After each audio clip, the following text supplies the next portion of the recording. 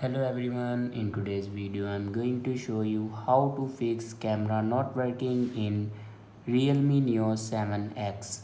So let's start the video. First of all, open settings. In settings, scroll down and here you can see the option apps. Now click on apps and then click on app management.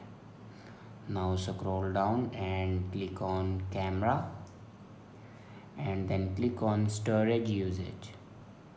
Now here you can clear the cache memory of your camera. After clear the cache memory of your camera, then go back to the main page of your settings and click on system and update.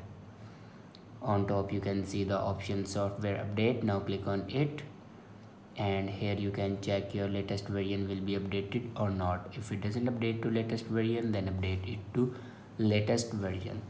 After update a latest version, then go back and click on backup and reset and then click on reset phone.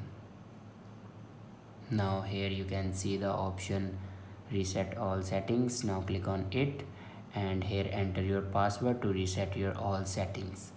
After reset all the settings, then go back to your home screen and restart your device. For restart your device, press and hold power button and then swipe up to restart your device. After doing these steps, your problem will be fixed. I hope this video is helpful for you. Thanks for watching.